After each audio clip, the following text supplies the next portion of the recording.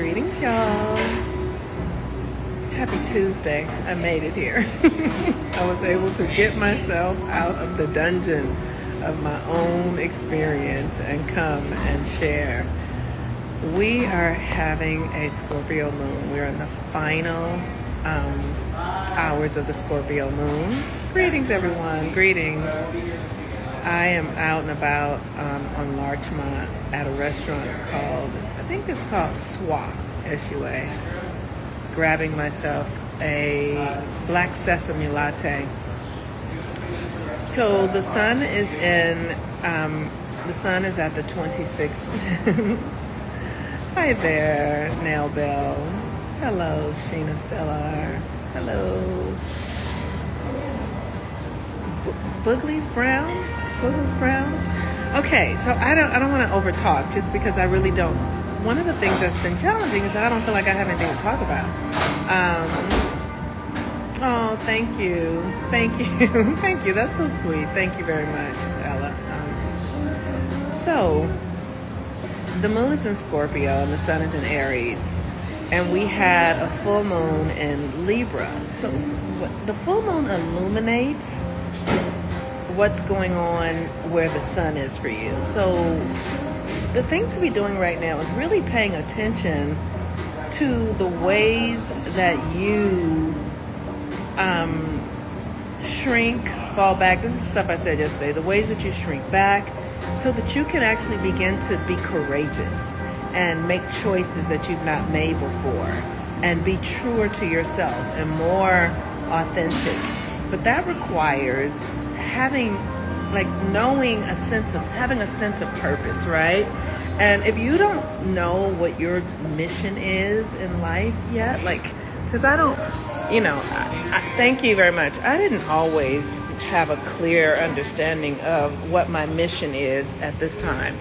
But before I understood what it was, I just knew that it was important to be myself.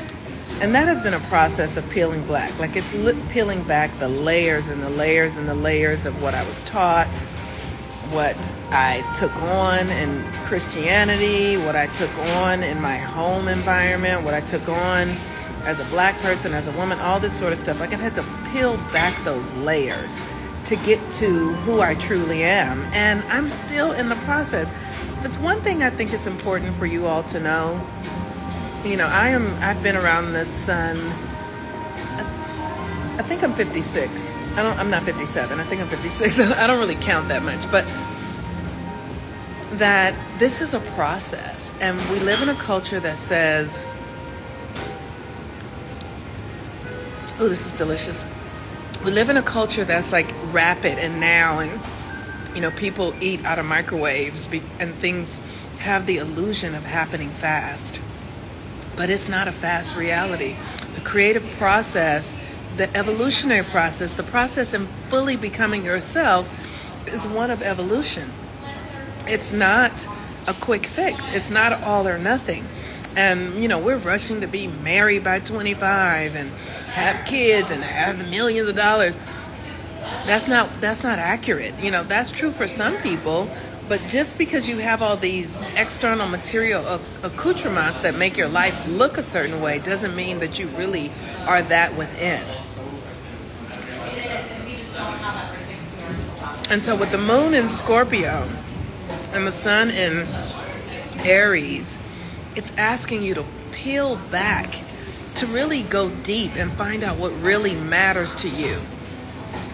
And the thing that I'm experiencing right now is that I've really run into a shadow that I knew it was there, but I didn't know how much space it was taking up. A shadow of an aspect of my personality that it feels like I said from a past life where I feel like I've done harm to others in a past life. Many, many, many videos ago, I joked and said I was a slave master in the past life, and because the karma has come back and I've had to go through so many challenging things because I really feel like I was paying for being a slave master.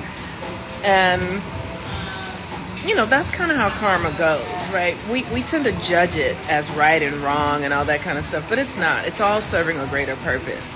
And so the more that I can get out of my way and not be in negative stories about the human condition and the human behavior, the easier it is to revolutionize these patterns and behaviors. So for instance, really dark stuff like molestation. One of the things that molestation isn't a big deal in my family system. But we do have like sexual shame. It's not through molestation, but we do have a carrier thing around sexual shame, and that is something that is attached to the moon in Scorpio. And when our sexuality is suppressed, we can't access our power. When we don't really allow ourselves to be in the experience of our sensual sexual nature because of judgment, because of shame, because of fear, because of performance, right? There was a time when I realized, when I started really doing this healing work, that all of my sexual experiences were performative, that I was just really performing. That I wasn't even really clear about how I felt. and so then I started asking, well, why am I doing this? And who am I doing it with? And what, really going deep and understanding that my ancestors didn't necessarily have the privilege to choose into their sensual sexual experiences. They were forced. So those patterns still live in me. And if it might not be someone else forcing me, I'm forcing myself because of an idea, a belief, and all that kind of bullshit. So we have an opportunity to really look deeply at our own motivations around our sensual sexual energy. Why are you there? What's the value of it? What's motivating you? How does it feel? Because your truth, your honesty will alchemize it. Oh, this is the cutest little puppy dog in here, you guys. Let me show you. Look at that cutie. Look at that cutie. Oh my goodness, such a cutie. Okay. So we are in the final day or two of the full moon energy. What has it illuminated for you? What has it shown you? It has shown me my fear of my own power. It has shown me the places where I don't trust myself. It has shown me the narratives and the stories that I have created to force myself into hiding, to where I have judged myself, where I have been harsh with my own behavior. I was sharing with a girlfriend this morning something that I did when I was when I was like 16 years old. And I'm going to share it with y'all because it was such a trip to me. But I had a cousin that used to spend a lot of time with me when I was young. She was 2 years younger than me. She's still alive, and she's still 2 years younger than me. But when we were, when I was 13, she was 11. When I was 15, she was 13. And I started hanging out with a lot of boys when I was 13 years old, and I would bring her with me. And at some point, we were a little older. Maybe I was 16 or 17. She had been with me and we were hanging out with all of these older kids, and she started dating this older guy who was like 19 or 20, and she was 14 or 15. Now, this was back in the 80s, you guys, right? But at the time, I was so... I didn't want her to date him, and I couldn't get her to stop doing it. And I didn't want to get in trouble. I didn't want everybody to find out that so what I decided to do, I decided to start sleeping with him so that he would stop sleeping with her. And when I remembered that, I remembered that probably about a year or so ago, that I had done that. And I was literally like, what the fuck was I thinking? But I thought about it a lot, and it was the best choice as a 16-year-old that I could make. To me, it was like a sophisticated chess move. I need him to leave her alone, but I need to give him something to do so he will leave her alone, and so that my family doesn't get involved in this. So I started dating him, which broke her heart, but it saved us in this interesting way. And then maybe several months later, I just stopped seeing him. I just cut him off.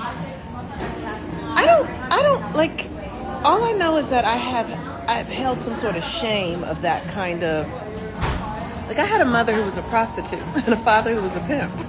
You know what I mean? Like like that kind of stuff. And so I am integrating those behaviors and those belief systems and patterns so that I'm not holding shame around that kind of stuff. So I'm sharing this with you guys.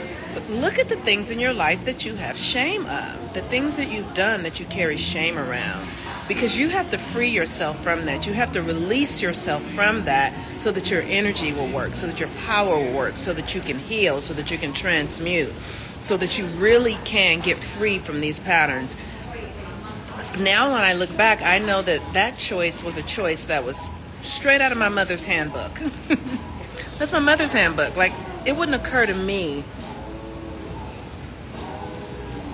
to do that, but that's the family I was born in, and that was the choice that I made. And I actually think it was a kind of a dope ass choice because I understand the power of women's sexuality, and it worked. He left her alone, and when I was ready, I left him alone, and he didn't exist any longer, and that was that. It did cause a thing between me and my cousin. It caused a thing between me and my cousin, but she was devoted to me, and so she got over that because I needed her to get over that because he was too old for her. And or at least that was my story, that he was too old. So I was really protecting myself in it because I didn't want her mother to be like, you got her, you know, because my family's like, you're the oldest one, right? And so I did what I had to do. Our Pisces rising similarities always amaze me. So grateful for your mentorship through sharing. Thank you. Have you done something like that, Marissa? The Pisces rising is really, one of the things about Pisces rising energy is that I really think that we're the whores of the zodiac. Nobody says it though, because we're so sweet and kind, and so, you know, we're so like, we're really harmless people, but we will have sex with everybody if you let us. If nobody catches, if we don't catch ourselves in time, we will. You can get it. Sometimes no is not in my vocabulary. I've gotten a lot better as an adult, though. A lot better. I'm not that way anymore as much. Sort of. Anyway, okay, I love y'all. Anyway, so go have a great day. I know it's late today. Look at your shadow. Where are the things that you're ashamed of? Do a ritual. Write it out. Write it out. Bring love to yourself. Deep self-love and compassion. And I mean, really understanding that the choices that you've made, and see how they actually worked for you. You know, like, don't judge it. I feel like a lot, we just judge ourselves. We want to let go of the judgment of ourselves and come into deep compassion. All right, y'all. Go follow Gabrielle Zelina. She is my partner in 13 Moons, Daughters of the 13 Moons. We're going to have our next orientation on the 17th of April. The next class begins, I believe, on the 19th or 20th of April, where we're coming together to learn to use the moon phases to activate our power in deep, potent ways.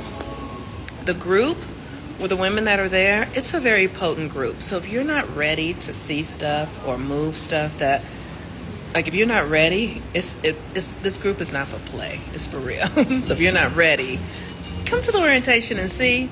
But if you're really ready to get your power jumping, this is the group for you. All right, you can register in my link tree, in my profile, and we'll see you on the 17th. Peace and blessings. Bye-bye.